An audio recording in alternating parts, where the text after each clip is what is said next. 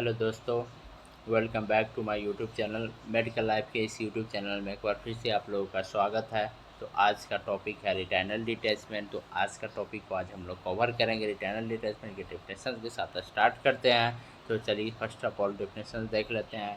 रिटाइनल detachment is a condition in which a thin layer of retinal tissue pulls away from the tissue around it away from its normal position.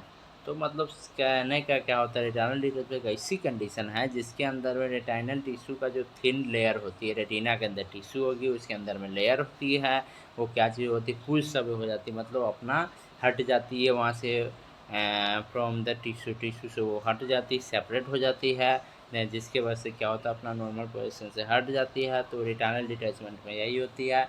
Retina के अंदर retina होगी, वहाँ पे tissues होती है, sales होती है, उसके अंदर में थिन लेयर रेटिनल टिश्यू का एक लेयर होता है, वो क्या हो जाती है, हट जाती है।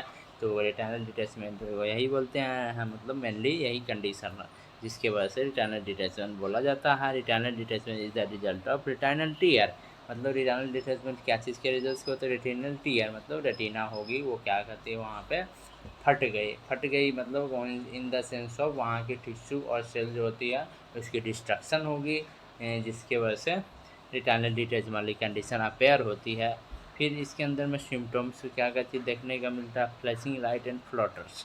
मेनली जो सिम्टम्स इसके होते हैं flashing light and floaters. Flashing light का मतलब क्या होता है, फ्लैशिंग लाइट का मतलब हो जाता है हम्म, चमकता हुआ लाइट। मतलब क्या, मतलब कि हम कोई भी चीज़ देखेगा चमकता हुआ नज़र आएगा इसमें, एंड फ्लोटर, और वो तैरता हुआ नज़र आएगा। तो फ्लैशिंग लाइट एंड फ्लोटर्स की सिम्टम्स मेनली सिम्टम्स अपेयर होती है रेटिनल डिटैच में। इसकी रिस्क फैक्टर्स जो होती है, इसके एटियोलॉजी की मैं बात करूँ, aetiology in the sense of cause, जिसको हम लोग मेडिकल टर्म में मेडिकल एब्रीविएशन में एटियोलॉजी बोलते हैं, आप लोग इसको बेशक जानते ही होंगे। तो इसकी एग्जैक्ट कॉज अननोन होती है, बट ये अननोन तो खैर नहीं कर सकते हैं, बिकॉज जब द रेटिनल टीयर होगी, टिश्यू होगी, क्या होगी, वहाँ से कुछ समय हो जाता है। तो फॉर एग्जांपल्स इंजरी होगी आई में, जिसकी वजह से भी कंडीशन हो जाती है। कोई भी क्या कॉम्प्लिकेशंस होगी, ग्लूकोमा की, कैटरैक्ट की होगी, कंजक्टिवाइटिस की होगी, जिसकी वजह से भी ये कंडीशन अपेयर हो सकती है। बट इसकी रिस्क फैक्टर्स जो होती है, रिस्क फैक्टर्स जो होते हैं जो कि कॉज कर सकता है, जो सीवियरली नियर साइटेड इसको मायोपिया के नाम से भी जानते हैं, जिसके वजह से भी हो सकती है।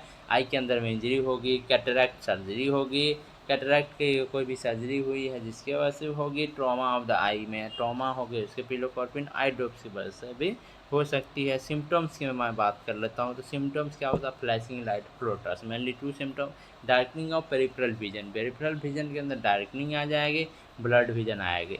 डायग्नोस्टिक इवेलुएशन, डायग्नोस्टिक टेस्ट की बात करता हूँ तो हिस्ट्री टेकिंग, फिजिकल एग्जामिनेशन तो करना ही होता है, बट ये स्पेशल टेस्ट का रेटिनल एग्जामिनेशन, अल्ट्रासाउंड इमेजिंग करा जाता है। फिर इसके बाद में मैं इसके ट्रीटमेंट्स के बारे में मैं बात करता हूँ। डायग्नोस्टिक टेस्ट के बाद में इसकी ट्रीटमेंट मेनली मैं बात करता हूँ। तो early diagnosis and treatment is very important and urgent to improve visual improvement. Visual improvement को विजुअल्स जो होती है उसको में इम्प्रूवमेंट लाने के लिए अर्ली डायग्नोसिस करना बहुत ज़रूरी होती है। अर्ली डायग्नोसिस ट्रीटमेंट बहुत इंपॉर्टेंट होती है, इसलिए ट्रीटमेंट में यही होता है जो अगर रेटिनल डिटैच वाला कंडीशन अपेयर हो रही है तो बहुत जितना हो सके तो जितना जल्दी से जल्दी इस कंडीशन का ट्रीटमेंट कराया जाए। तो surgical treatment is the only management of retinal detach. तो मतलब कहने का तो ओनली द सर्जिकल मैनेजमेंट होती है, वही एक ट्रीटमेंट होती है, इसमें परफॉर्म करा जाता है। मेडिसिन जो मेनली वर्क नहीं करती है तो इसकी मैं सर्जिकल ट्रीटमेंट की मैं बात करता हूँ। तो cryotherapy, cryopexy and laser surgery, mainly two surgery जो होती है उसके बारे में डिस्कस कर लेता हूँ जो परफॉर्म करा जाता है। क्रायोथेरेपी के अंदर क्या चीज़ किया जाता है, इसके अंदर freezing therapy is administered to prevent progression to full scale detach. इसके अंदर फ्रीजिंग थेरेपी एडमिनिस्टर किया जाता है जो कि प्रिवेंट करता है progression of full scale detachment, पूरी एरिया के आसपास में प्रोग्रेशन होने इसके को प्रिवेंट करता है। अंदर द लोकल एनेस्थीसिया के अंदर में इसका क्या परफॉर्म करी जाती है। The surgeon apply freezing on the directly over the tear, मतलब जिस एरिया में अफेक्ट है उसके अंदर में सर्जन क्या चीज़ करता है, फ्रीजिंग अप्लाई कर देता है। देन लेजर सर्जरी की बात करता हूँ तो लेजर सर्जरी के अंदर क्या होती है, laser beam are use to make burns around the retinal tear and weld the retina to underlying tissue.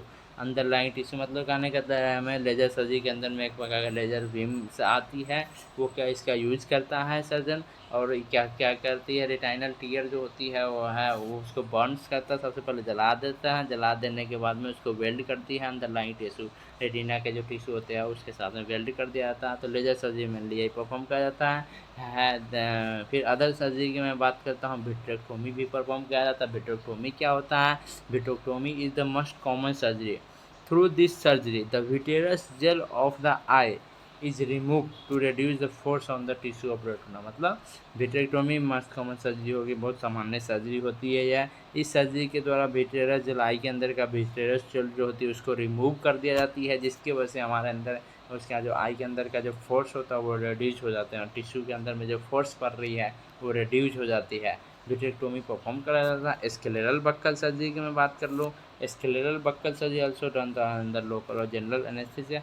Local और जनरल एनेस्थीसिया के अंदर में स्क्लेरल बक्कल सर्जरी का भी परफॉर्म करा जाता है। इसके अंदर में क्या चीज़ था, the surgeon seal the tear और होल थ्रू द डाइथर्मी। इसके अंदर में क्या चीज़ करता है सर्जन, सील देता है, मतलब सी देता है उसको, जो सुई धागा के जैसे कपड़ा को सिया जाता है इसी तरह से उसमें मैं इंस्ट्रूमेंट का यूज़ करके सील कर देता है थ्रू द डाइथर्मी और क्रायोप्रोब ऑफ लेजर। तो डाइथर्मी क्रायोप्रोब लेजर एक इंस्ट्रूमेंट्स आती है जिसकी वजह से थी मैं उसको क्या सील कर देता, so the vitreous fluid no longer pass अंदर द रेटिना। रेटिना से जो होता है विटेरस पास आउट ना ही हो, जिसके वजह से भी और उसके बाद में क्या बोलती हैं वो रेटिनल टीयर को होता है उसको सील देता है। फिर कॉम्प्लिकेशंस ऑफ सर्जरी के कॉम्प्लिकेशंस भी होएंगी स्वाभाविक सी बात है, कोई भी सर्जरी उसकी कॉम्प्लिकेशंस तो होती ही है। तो redness, swelling, itching, watery of the eye, blood vision, swell इसके कट रहा है कॉम्प्लिकेशन है, बट ये कुछ ज़्यादा खास कॉम्प्लिकेशंस है नहीं। तो चलिए ठीक है, आज रेटिनल डिटैचमेंट का भी